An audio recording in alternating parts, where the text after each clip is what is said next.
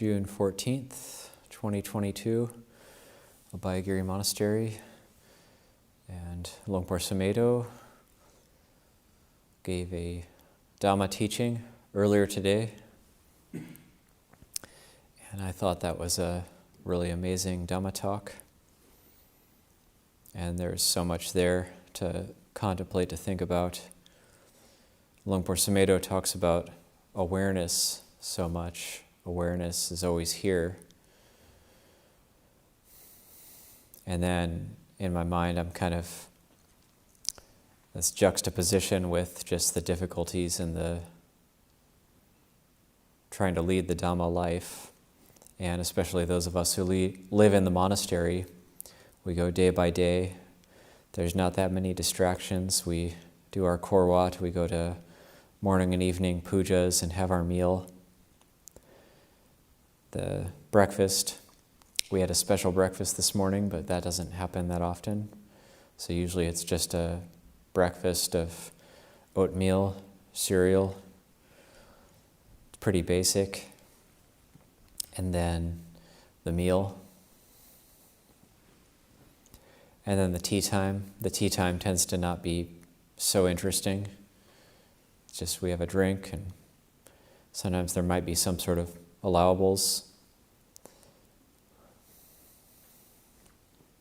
It's not generally considered that interesting. We do our meditation practice, look after the facilities. We do sitting, walking meditation, sweeping, broom making. We fix things up. So looking from the outside, that can seem like a pretty boring life. Why would anybody want to do this?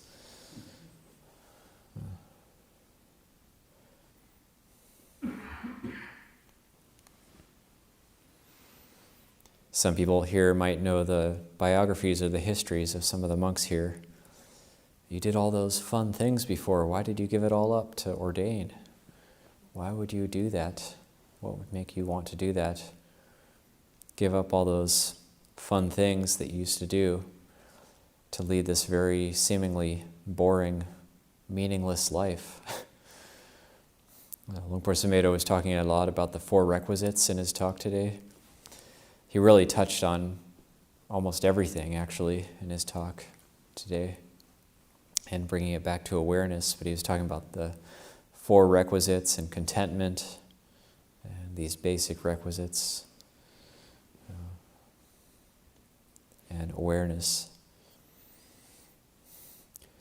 So we can easily get in a rut where our practice can stagnate, especially after a longer period of time when living in the monastery starts to become normal for us. So at first we might feel very inspired coming to the monastery. We might feel very inspired.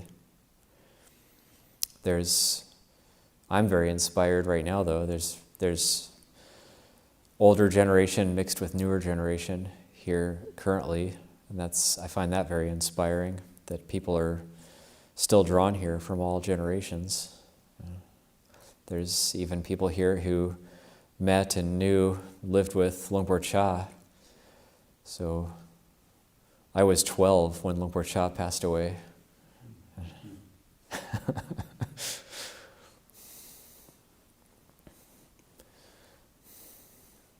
I'm 41 now.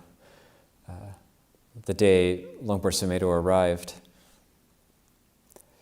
he arrived and, of course, looking very bright, and we took him over to Santi Vihara, and he sat down in his room where he's staying now, and he said, "Ñāṇiko, I'm here to teach you about aging." And then now he keeps making little comments here and there. Went over to pick him up yesterday because he was meeting with just the resident lay people here, and I kind of stumbled a little bit when helped him put his shoes on, and then I kind of almost tripped and fell, and I said, "Oh, Longpo, I almost fell." And he said, "You're too young to fall."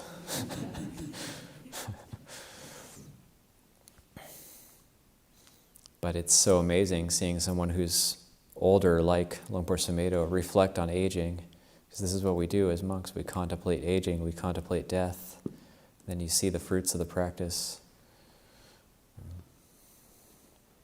So he's talking about awareness, and we can stagnate in our practice because the life here, we're just doing the same thing, day in, day out.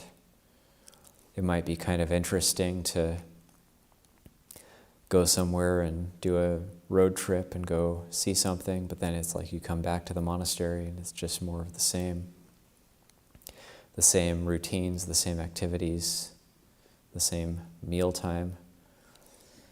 And it's very controlled, and it can be a very tight container, so it brings up these irritations.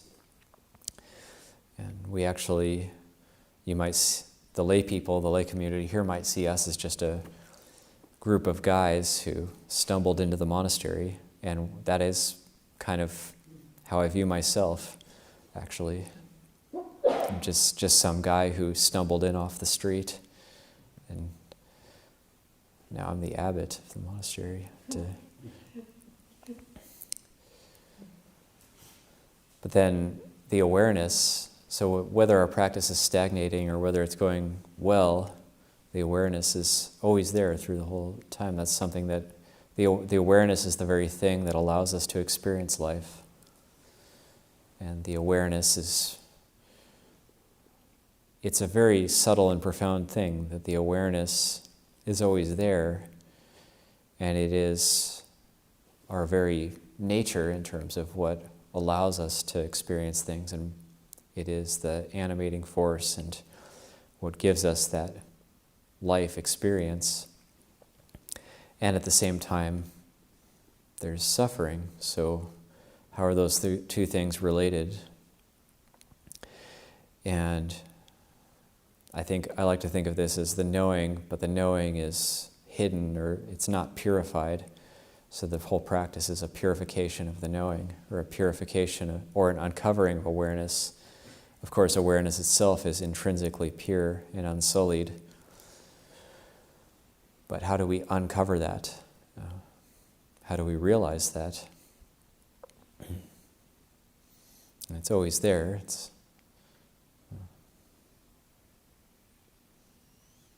That intrinsic purity is always there, but it's covered over. So currently, when it's covered over, or we say there's defilement present, and therefore there's suffering. So the awareness currently, when it's not purified, then it's going out the eye, it's going out the ear, it's going out the nose, it's going out the tongue, going out the body, and going out the mind itself to mental objects, to thoughts. So it's constantly going out to these 6 sense bases. Eye, ear, nose, tongue, body, mind as the 6th. So the word in Pali for this is vijnana. In Thai they say vinyan. So vijnana.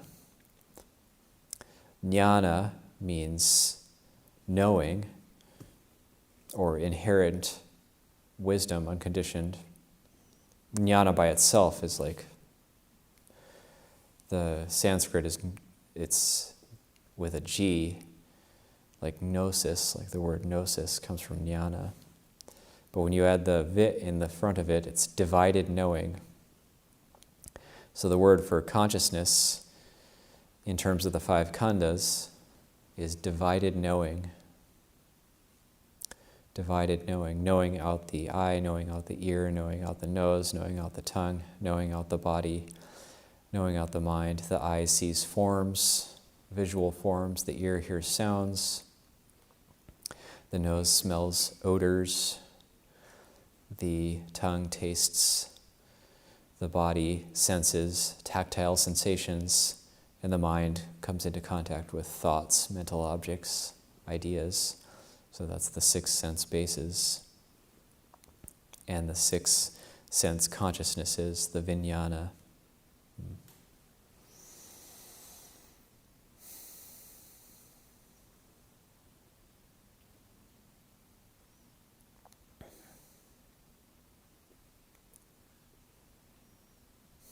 But then what is that that's going out, or what is that that is able to even do that, even able to experience through those 6 sense bases?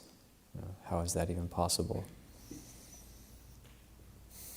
So there's awareness or experience there. So for now we think of consciousness as vijnana, or as divided knowing. And then when we think, it's always around those first 5. Any thought we form, it's either a thought of a sight, a thought of a sound, a thought of a smell, a thought of a taste, a thought of a tactile sensation on the body.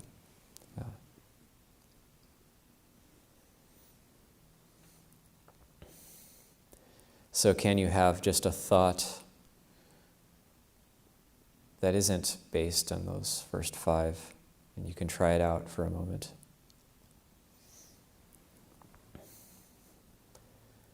Can you have a thought that's not a word? Usually our thoughts are formed in the forms of words, so that's sound.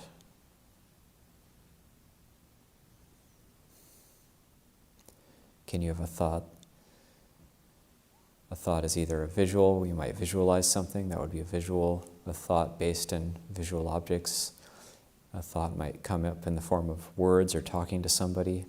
That's sound, that's thought in the form of sound.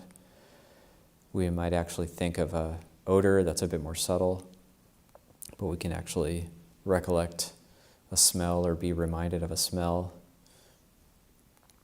Taste, we might think of a taste, we might think of a good taste that we want. We might think of, it's day after Wanpra, and then on the day after Wanpra, there's going to be bread breakfast, and there might be a good taste that I like. So we might think about a taste. Then we might think about a tactile sensation. We might be able to create that in the form of a thought. But then a thought, just a thought, what is that? If it's just a thought, not based in any of those things.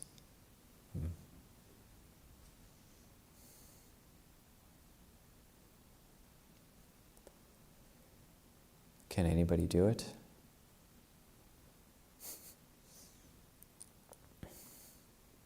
It's not so easy, but it's a good contemplation.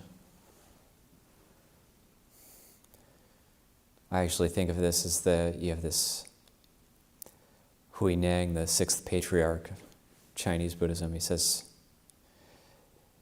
he was reading the Heart Sutra, or a particular rendition of it, which says, produce a thought nowhere supported.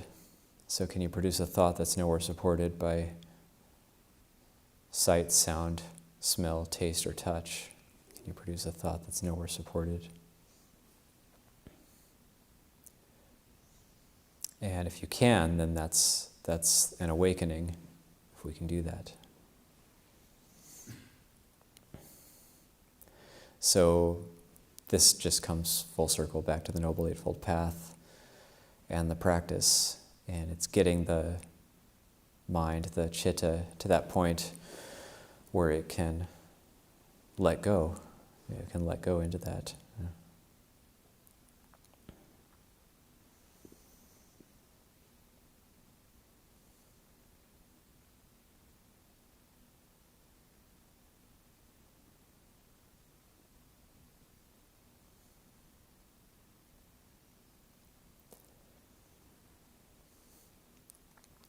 My guess is, if you're able to do that, it's going to be silence. The mind will be silent.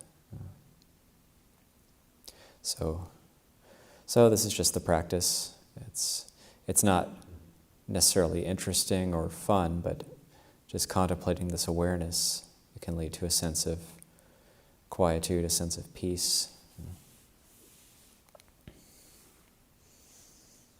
a sense of contentment, a sense of not wanting anything. In Thai, they would say maknoi sandot, which means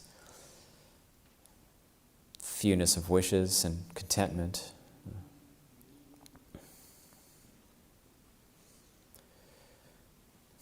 So in order to get more in tune with that awareness, and Luang Por Sumedho, he's very humble, so he doesn't talk about his own practice very much. He talks about his own mistakes, his own foibles, but he doesn't really tell you how hard he was practicing when he was at Wat Nong Papong. You have to actually go to Thailand or talk to people who knew him at that time when he was living with Luang Por Cha at Wat Nong Papong to know how hard he was practicing, how difficult it was to get into this touch, into touch with this awareness, and to actually have these realizations. Now he can speak about it freely and openly.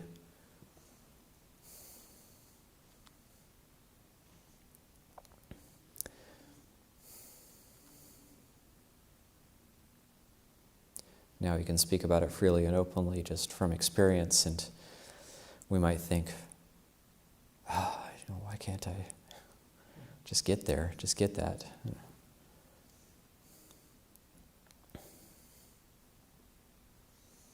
So for someone who's practiced, the practice becomes internalized. The training, when you become well-trained in something, then it's automatic.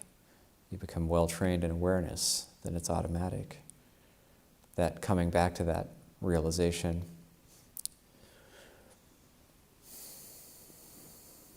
The eye won't attach to forms, the ear won't attach to sounds, and so on. The mind won't be stuck, it won't go out because there's not clinging, there's not attachment. So that means to get to that awareness, to get to that sense of freedom and spaciousness, there has to be a lessening of attachment, a lessening of clinging to sights, clinging to sounds, and so on.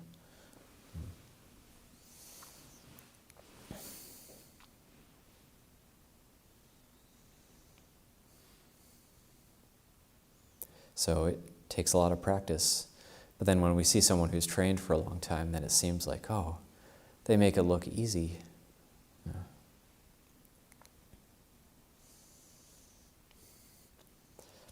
We have a band saw in our workshop, and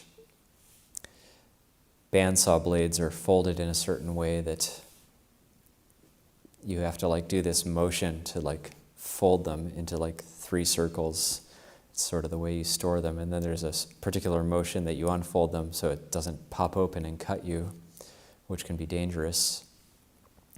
And so I was trying to look up a tutorial video about how to do this, and found this guy, and he gives workshops and teaches about, one of the things he teaches is how to unfurl and fold up these bandsaw blades. And I've always thought, there must be some sort of technique to this, and he's doing it, and he's like, okay, if you do this and this, then it just opens. He said, it's so easy, it doesn't even take any practice. And so I then went and tried to do what he was saying, and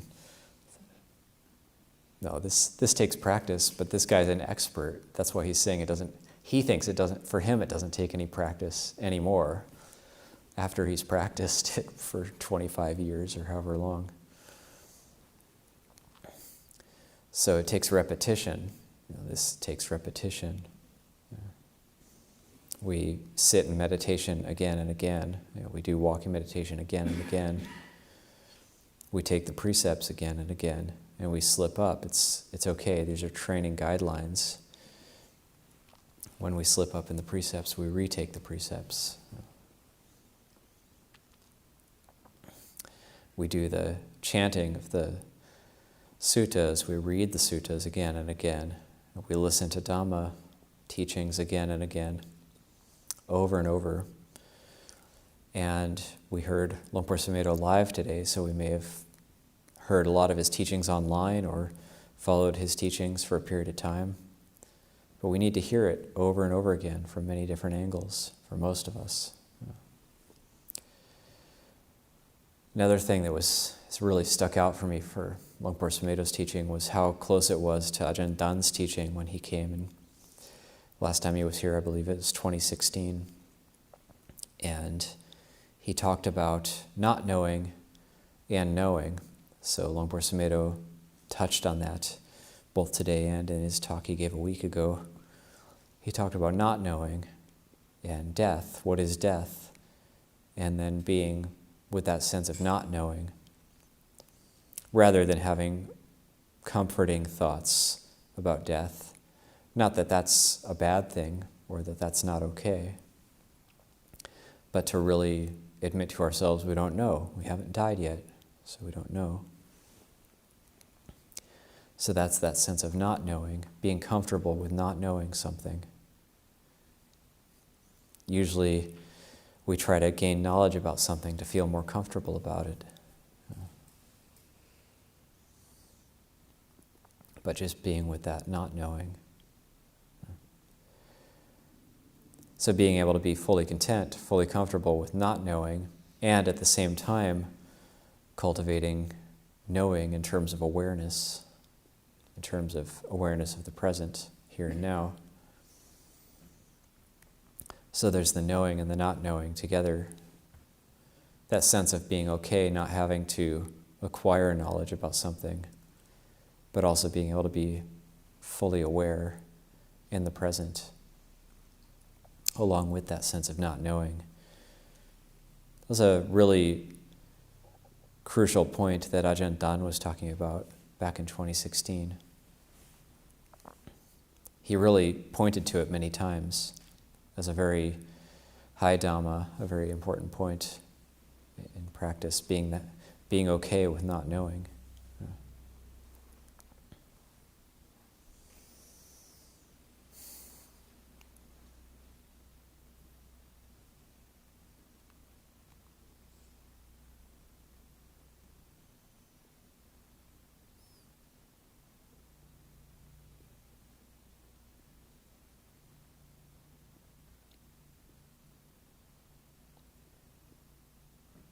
So when we're able to come back to awareness,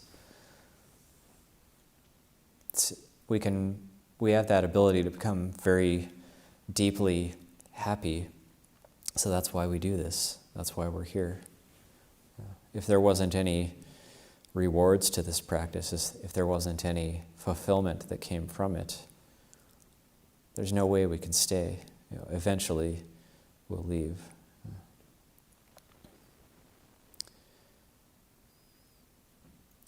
If there's no progress in the practice, or there's no sense of fulfillment from the practice, and we don't really get any of the fruits of the practice, we won't feel that gratitude. Remember last time Luangpo Viradhammo was here, he said, "I'm incredibly grateful. That's how I know the practice worked. If it didn't work, I wouldn't be grateful." It's very simple. So we can't just make ourselves feel gratitude. We can't make ourselves grateful. But when we receive the fruits or the teaching works for us, then it's only natural that we'll feel gratitude.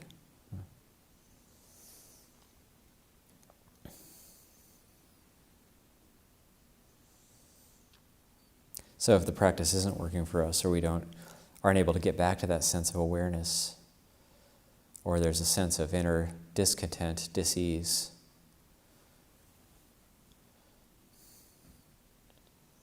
and investigating the precepts. Is there something I can look at with the precepts? Is there some way I'm holding things that is leading to that sense of discontent, agitation?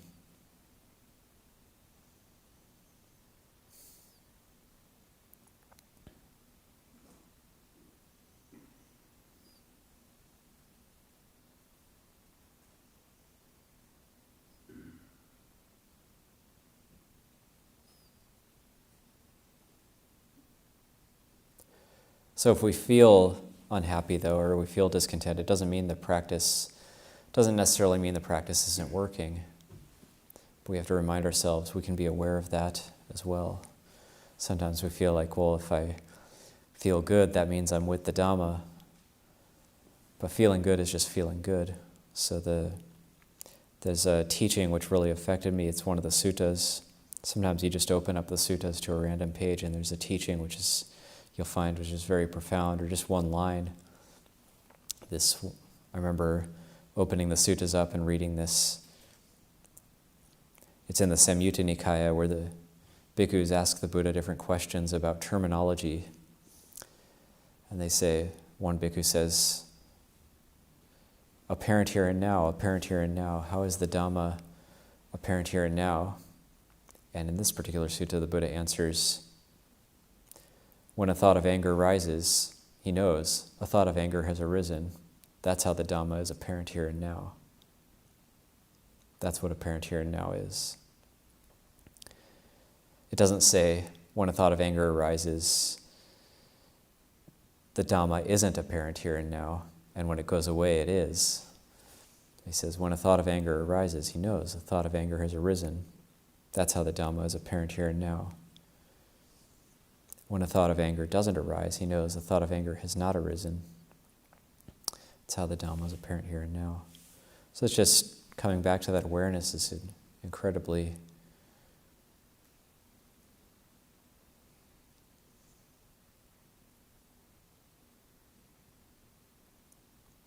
simple, but in a way it's too close, it's too easy. It's actually too simple. That's the problem. That's why we have a hard time with this. That's why it's hard to make progress in the practice, perhaps, or why it's hard to make progress in the cultivation of coming back to awareness.